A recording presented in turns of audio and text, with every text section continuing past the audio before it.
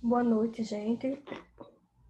Eu precisei gravar esse vídeo pela dificuldade que a gente tá tendo de marcar nossa reunião, tá? É, o, a, a pauta principal de nossa reunião seria relacionada ao consultório farmacêutico. Eu chamo de consultório farmacêutico com toda a autoridade, apesar de ter apenas uma mesa e uma cadeira e uma vontade imensa de construir algo que possa realmente fazer a diferença na vida do paciente. Eu quero falar um pouco do consultório farmacêutico de uma farmácia comercial, que eu tive a oportunidade de atender também. E a gente vê que é uma estrutura totalmente diferente. Quando você vai avaliar os dois campos, você vê algo totalmente diferente. E aí você acaba não imaginando que aquilo, a nossa mesa, a nossa cadeira, e aquele espaço dentro da farmácia é o nosso consultório. Mas é o nosso consultório. Eu posso chamar de consultório farmacêutico. Aí, se você for fazer um paralelo com o consultório farmacêutico, uma farmácia comercial, onde você tem uma sala à parte e tem toda aquela estrutura que é preconizada pelo CRF, as dimensões, o banheiro, uma sala de atendimento específico, os protocolos de hipertensão, diabetes, de acompanhamento desses pacientes. Então, tudo isso eu sei que é feito e que tem toda uma dinâmica e está tudo escrito pelo CRF.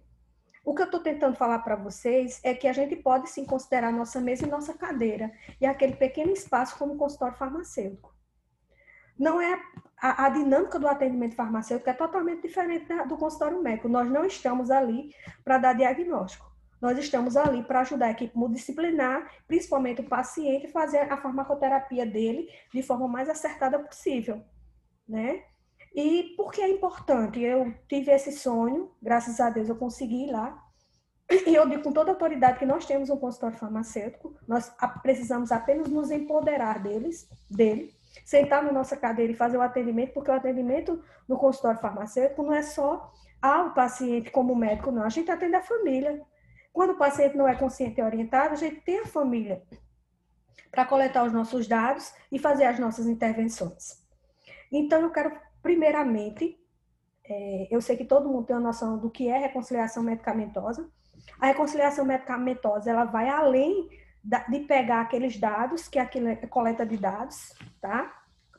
Você chega para o familiar, para o paciente, e ele descreve todos os medicamentos de uso contínuo, você vai lá na prancheta, preenche, pronto, você ali coletou os dados, tá?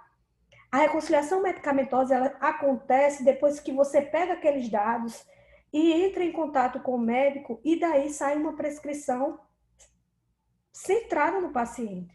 Sai uma prescrição em que um paciente ele entra com COVID na nossa instituição, mas ele é hipertenso e diabético e você consegue inserir junto com os dados que você informa ao médico e a discussão do caso, os medicamentos de uso contínuo.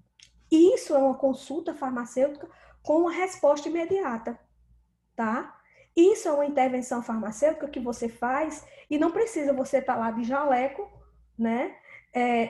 Explicando a farmacoterapia, a dinâmica, a cinética de um medicamento que eles não vão entender, mas que com a sua forma de falar, de forma simples, você consiga uma intervenção que realmente vai fazer a diferença na vida do paciente. Então, a reconciliação, ela é todo esse processo que vai desde a coleta dos dados até a intervenção médica e a prescrição dos medicamentos do paciente. E esse processo, ele ocorre na admissão, na transferência, ele foi transferido de um setor para o outro, ele saiu da UTI, passou para a enfermaria. Então, é outra situação. Porque quando a gente vai fazer o paralelo entre esses dois setores, a gente vê pacientes totalmente diferentes, em situações totalmente diferentes. Como você faz uma coleta de dados de um paciente que é hipertenso e ele sobe direto para a terapia intensiva com droga vasoativa. Então, o antihipertensivo dele não vai ser inserido naquele momento. Mas o paciente ele tem a melhora gradativa clínica e desce para a enfermaria, então ele está no estado dele, teoricamente, normal, o normal dele que é hipertenso. Então, aí sim, você vai fazer a reconciliação de transferência. E durante todo esse processo do hospital, os médicos podem avaliar, o médico pode avaliar algum medicamento dele e substituir. Então, esse paciente ele recebe alta com medicamento para uso contínuo, diferente do que ele entrou. E o farmacêutico ele está ali para fazer a reconciliação de tanto da transferência como a de alta, a reconciliação de alta. Então, a gente tem que entender que esse é um círculo e uma necessidade constante em que nós estamos inseridos na equipe multidisciplinar e todo esse processo não é feito apenas pelo farmacêutico, nós temos vários contribuintes aí, nós temos aí a psicologia, o serviço social, nós temos a recepção, que é a nossa realidade hoje. Então, eu quero deixar bem claro a vocês que realmente nós temos o nosso consultório farmacêutico e ele vai funcionar de acordo com a necessidade do hospital e a nossa disponibilidade de prestar melhor assistência, de estar ali, não apenas enumerando toda aquela questão que hoje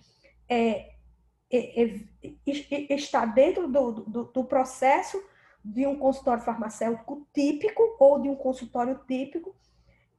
Essa questão do nosso consultório, ela é uma construção. Então, tudo que for inserido dentro, todo o atendimento, toda a prestação de serviço que nós formos incluindo dentro desse espaço, é que realmente vai fazer a diferença na nossa proposta. Que a nossa proposta é o consultório farmacêutico no pronto atendimento, na urgência, na emergência e a porta de entrada do paciente, tá certo? Então, eu vou passar aqui rapidamente os slides, que todo mundo já conhece esse processo, né? Simone, que entrou agora, é bom que ela escuta esse vídeo e ela se inteire, porque eu preciso muito dela nesse processo de reconciliação. E, assim, eu quero agradecer a equipe, eu tenho o maior orgulho dessa equipe, porque se envolve, porque não está apenas no hospital público para perder o seu tempo, 12 horas de tempo, que é muito precioso, sem fazer algo que vai impactar na vida do outro, né? Porque eu acho que o conhecimento da gente ele só é válido quando a gente consegue melhorar a vida de alguém. Vamos lá? Então, o primeiro grande desafio, pronto atendimento de um hospital de campanha. Nós temos aqui o consultório farmacêutico, construindo um fluxo. Você tem aí o farmacêutico, né? Doutor Anderson, doutor Alexandro, doutor Caio, doutora Clarissa e tantos outros doutores que nós temos aí na nossa instituição. Então, a admissão no PA pela enfermagem, tá? Geralmente, quem está fazendo essa abordagem inicial é o serviço social e a psicologia, que posteriormente direciona para o consultório farmacêutico. Nós estávamos fazendo essa coleta de dados sentada em uma cadeira aos olhos de todas as pessoas, tá?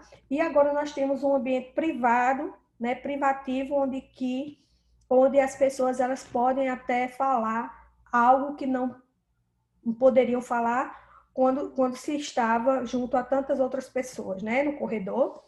Então, você tem aqui o encaminhamento do paciente, se consciente e orientado, a gente vai ter essa oportunidade de fazer com o paciente, ou quando ele for consciente e orientado, na clínica médica e até mesmo na área COVID, tá bom? Porque às vezes ele não vem acompanhado e nós precisamos nos deslocar para o lugar onde o paciente está e assim coletar todas as informações, tá certo?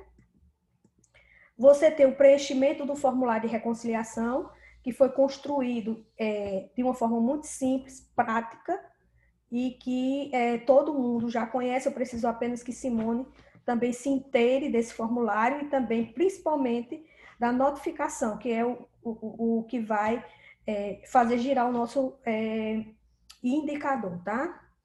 E informações direcionadas ao prescritor. Então, depois que pega a coleta de dados, faz essa coleta de dados, com todas as informações importantes, como o nome do medicamento, a dosagem, a posologia, tá certo? E a análise de informações e quadro clínico do paciente. Então, esses dados que foram coletados, eles são direcionados ao prescritor. Nós podemos, se estivermos atendendo uma família, um familiar, a gente pede que espere mais um pouco, porque muitas vezes eles trazem os medicamentos, mas nós não podemos ficar com esses medicamentos na farmácia. Se esses medicamentos prescritos pelo médico, nós não temos na instituição, são medicamentos que não é padrão, então a gente fala com a família, faz um malote e coloca junto ao paciente, porque esse medicamento pertence ao paciente, que no processo de alta, a enfermagem vai retirar esses medicamentos do malote, entregar ao familiar e devolver o malote para a farmácia. Então, aí a prescrição dos medicamentos de uso contínuo e justificativo para os itens não prescritos. Nós temos que entender que o processo de reconciliação, ela gira em 3 etapas, né? Em 3 momentos, eu digo a vocês.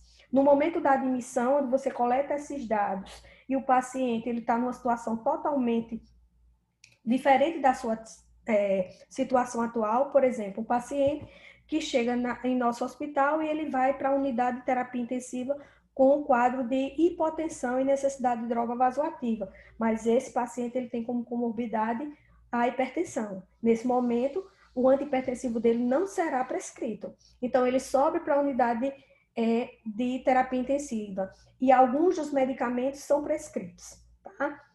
Após a estabilização desse paciente e a alta da UTI para a enfermaria, então nós temos aí um processo de transição. Então, é a reconciliação de transição. O paciente que era hipertenso e estava com necessidade de droga vasoativa, ele já recuperou, né? Já está hemodinamicamente estável, no seu normal, né? Entre aspas. Então, a probabilidade dele desenvolver um quadro de hipertensão é muito grande. Então, nós vamos novamente ao prescritor para ele reavaliar os medicamentos de uso contínuo. Provavelmente, ele vai incluir nesse momento o antihipertensivo do paciente. Nós chamamos isso de reconciliação de transição. E nós temos a etapa seguinte, que é a reconciliação de alta. Digamos que esse paciente, por diversos motivos, teve seus medicamentos de uso contínuo avaliado na instituição e vai sair com uma prescrição diferente.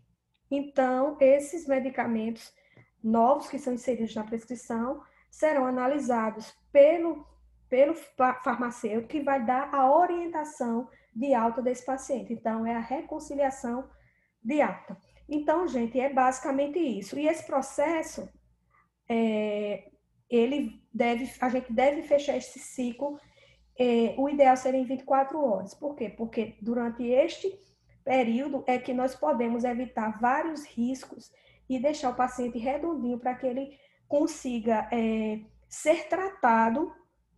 Ele vem com uma situação clínica diferente, mas a gente trata todas as comorbidades dele. Então, gente, é basicamente isso. Eu quero encorajá-los a usar o consultório farmacêutico. Eu estou saindo, estou doando essa sala, deixando essa sala para esse consultório farmacêutico, que é um sonho. Eu já tentei implantar em outras instituições e pela burocracia eu não consegui, mas que as portas estão abertas para a farmácia clínica e a gente tem aí um belíssimo trabalho para fazer. Então, que todos se envolvam. Agradeço de coração a todo o empenho da equipe. A equipe é peso, só tem fera, e a gente vai aí, tá aí fazendo um trabalho dentro das nossas condições. Nós não estamos no local ideal, não estamos na situação ideal, então existem muitas adversidades. Porém, eu acho que nós temos ganhado muito, né, com esse trabalho, porque não estamos apenas com a logística, estamos construindo uma farmácia clínica forte, né? E eu vejo assim que todos da equipe estão muito empenhados. Não vamos deixar essa bandeira descer, né, de forma nenhuma. Vamos continuar lutando. Existem vários obstáculos, não é fácil fazer farmácia clínica, tá? São muita dificuldade, mas aí a gente está sendo firme e nós estamos aí prontos para qualquer desafio que vem aí pela frente, né? Quem já venceu a Covid, nós somos como é que eu vou dizer a vocês? Nós somos os sobreviventes, né? Então, um super parabéns para todos nós. Então, gente, vamos nos reunir aí. Na próxima oportunidade, a gente se reúne pessoalmente ou marca uma uma reunião aí no Zoom, tá bom? Forte abraço, beijão para todos.